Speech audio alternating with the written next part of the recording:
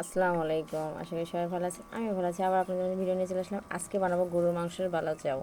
কীভাবে বানাই দেখতে থাকুন। এই যে গরুর মাংস ম্যারিনেট করে রাখছি সব মশলা দিয়ে, আদা রসুন জিরা বাটা দিয়ে, তারপরে মরিচের গুঁড়া সব কিছু দিয়ে ম্যারিনেট করে রাখছি। এখন ভাজার পালা, দেখতে থাকুন কীভাবে বানাই। এই যে পেঁয়াজ কেটে রাখছি, রসুন কেটে রাখছি। এখন পেঁয়াজের বেরেস্তা বানাবো। এই তেল গরম হয়ে গেছে, এখন পেঁয়াজগুলো সব দিয়ে দেবো। এই যে পেঁয়াজগুলো দিয়ে দিয়েছি, রসুনটা একটু পরে দেবো।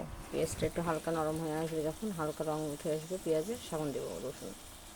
পেঁয়াজটা নরম হয়ে আসছে, এখন দিয়ে দেবো রসুনগুলো। রসুনগুলো একসঙ্গে ভাজে নেব।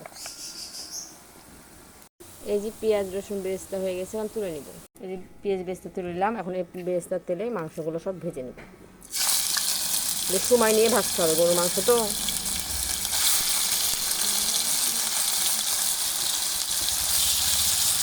যদি পানি ছাড়বে কোনো সমস্যা নাই, এমনি ভাজা ভাজা হয়ে যাবে।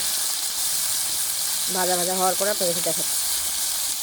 এই যে মাংসটা লাল লাল হয়ে আসছে, আর কিছুক্ষণ পরেই হয়ে যাবে, আর একটু হলে মাংস ভাজা হয়ে গেল। এখন এগুলো ব্লেন্ডার করে শুধুগুলো সবাই মিক্সড করলে হয়ে যাবে বালা চাও।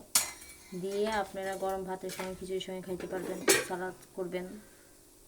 সবাই ভালো থাকবেন, সুস্থ থাকবেন। আল্লাহ হাফিজ। এখন দেখাতে পারতেছি না, বালা চাও বানিয়ে তারপরে দেখাবো নি আবার।